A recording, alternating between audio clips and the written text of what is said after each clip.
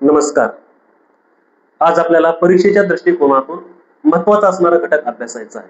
तो म्हणजे अध्ययन वक्र. आता आपल्याला अध्ययन म्हणजे काय हे माहित झालेलं आहे की व्यक्तीच्या वर्तनामध्ये होणारा बदल, व्यक्तीच्या वर्तनामध्ये होणारा बदल किंवा परिवर्तन म्हणजे आपण अध्ययन असं म्हणतो. म्हणजे अशा अध्ययनाचा विचार करतो.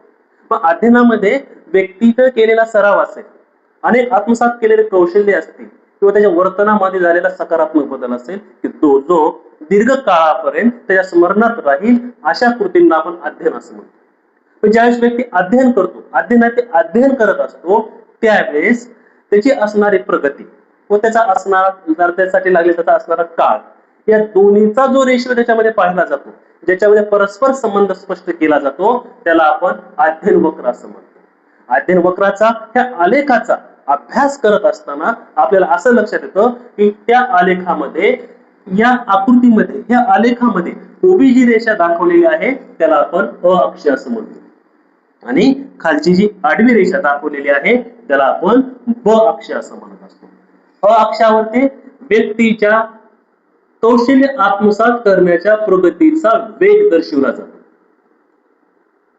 आणि ब अक्षावरती कौशल्य आत्मसात करण्यासाठी त्याला किती काळ लागला त्या काळाचं स्वरूप त्या ब अक्षावरती दिलेलं आहे. आणि तिसरा अक्ष म्हणजे आहे तो क्ष अक्ष, ज्याच्यावरती क्ष अक्षावरती व्यक्तीची होणारी प्रगतीची विविध अवस्थांचं स्वरूप क्ष अक्षावरती दिलं जातं. ज्यावेळेस व्यक्ती अध्ययन करत असतो त्यावेळेस त्याचा अध्ययन करत असताना, एखादं कौशल्य आत्मसात करत असताना त्याचा सुरुवातीचा असणारा प्रगतीचा विचार जर केला, प्रगतीचा टप्पा जर आपण पाहिला, तर त्याचा सुरुवातीचा प्रगतीच्या टप्प्याचा वेग हा जास्तीचा असतो. त्याला आपण सुरुवातीचा प्रगतीचा काळ म्हणतो. अक्षाचा विचार जर केला तर त्याची सुरुवातीच्या प्रगतीचा टप्पा जो आहे तो 40 वेगानं झालेला आहे. 40 वेगापर्यंत तो गेलेला आहे आणि त्याच्यासाठी लागलेला काळ हा किती असेल? 4 आठवड्याचा काळ असेल. म्हणजे ज्यावेळेस अध्ययनार्थी एखादं कौशल्य आत्मसात करत असतो, त्याच्याविषयी माहिती घेत असतो, त्याच्याविषयी माहिती आत्मसात करत असतो, त्यावेळेस त्याचा सुरुवातीचा काळ हा प्रगतीचा काळ म्हणून ओळखला जातो. ज्या पद्धतीने आपल्या गाडीला स्पीड असते, ज्या पद्धतीने गाडी स्पीड घेत असते, तसं अध्ययन करत असताना त्याचा प्रगतीचा वेग सुद्धा असतो, तो त्या पद्धतीनेच मोजला जातो. आणि त्याच्यासाठी किती काळ लागतो हे आपण ब अक्षावरती पाहतो. सुरुवातीचा अध्ययनकर्त्याचा ज्ञानग्रहणाचा, कौशल्य आत्मसात करण्याचा वेग सुरुवातीचा खूप जास्त असतो. त्याच्यानंतर दुसरा टप्पा आहे मध्यम प्रगतीचा टप्पा. त्या मध्यम प्रगतीचा टप्पा सुद्धा सुरुवातीच्या टप्प्यासारखाच हा वेगवान त्या ठिकाणी आपल्याला सांगता येतो. जसं सुरुवातीला अचूकता, वेळ आणि प्रगतीचा रेशिओ हा एक समान त्या ठिकाणी दाखवलेला आहे. तर अध्ययन करता, कौशल्य आत्मसात करत असताना, नवीन माहिती घेत असताना त्या ठिकाणी त्याचं अवधान, अभिरुची या सगळ्या गोष्टी त्याच्याकडे असतात. त्याच्यामुळं सुरुवातीचा त्याचा प्रगतीचा वेग हा जास्त असतो. त्याच्यानंतर मध्यम स्वरूपाच्या टप्प्यामध्ये सुद्धा त्याचा वेग हा त्याच प्रमाणामध्ये आपल्याला दिसून येतो. आणि त्याचा पुढचा टप्पा जर पाहिला तर शारीरिक मर्यादा व अंतिम प्रगतीचा टप्पा जो असतो, त्या ठिकाणी मात्र व्यक्तीला त्या ठिकाणी त्याच्या असणाऱ्या शारीरिक मर्यादांना त्या ठिकाणी सामोरं जावं लागतं. कारण त्या ठिकाणी काय होतं, व्यक्तीला सुरुवातीला स्वतःचा वेग वाढवला, प्रगती त्या ठिकाणी आत्मसात केली, विविध कौशल्य घेतले, दुसऱ्या कौशल्यामध्ये सुद्धा त्याचा वेग तसाच राहिला मध्यम स्वरूपाच्या टप्प्यामध्ये सुद्धा. आणि ज्यावेळेस अंतिम प्रगतीच्या टप्प्यामध्ये व्यक्तीचा विकास झालेला असतो, त्या ठिकाणी तो अध्ययन करतच असतो, पण त्या ठिकाणी त्याला त्याच्या शारीरिक मर्यादेला त्या ठिकाणी सामोरं जावं लागत असतं. त्याच्या शारीरिक मर्यादेच्या पुढं तो त्या ठिकाणी अध्ययन आणि कौशल्य आत्मसात करू शकत नाही. त्या ठिकाणी वय असेल, त्याची परिपक्वता असेल, या सगळ्या गोष्टी त्या ठिकाणी विचारात घ्यावे लागतात. कारण त्याचा परिणाम त्याला मात्र अंतिम टप्प्यामध्ये दिसून येतो. पण या सगळ्या प्रगतीच्या टप्प्यामध्ये सुद्धा आपल्याला एका विशिष्ट अवस्थेचा विचार करणं आवश्यक आहे, की ज्याला आपण पठार अवस्था असं म्हणतो.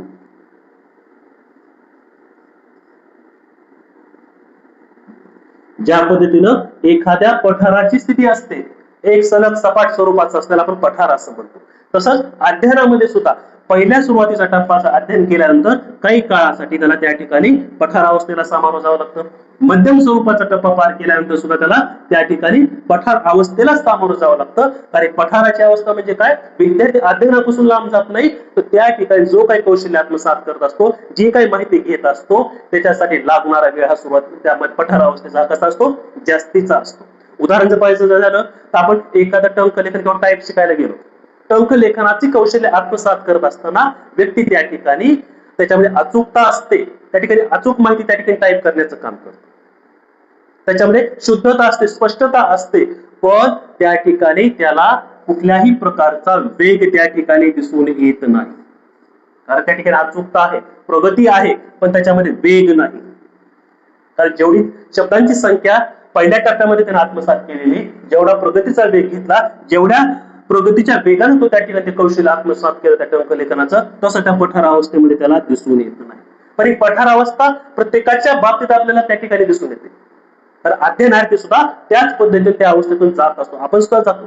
आता आपण परीक्षेची तयारी करायला, परीक्षेची तयारी करत असताना, अभ्यास करत असताना, एखादं पुस्तक वाचत असताना आपल्याला अशा प्रकारची अवस्था त्या ठिकाणी दिसून येते की आपण जे काय वाचायलो ते लक्षात येते की आपण वाचायलो, पण नेमकं काय वाचलं हेच लक्षात येतं.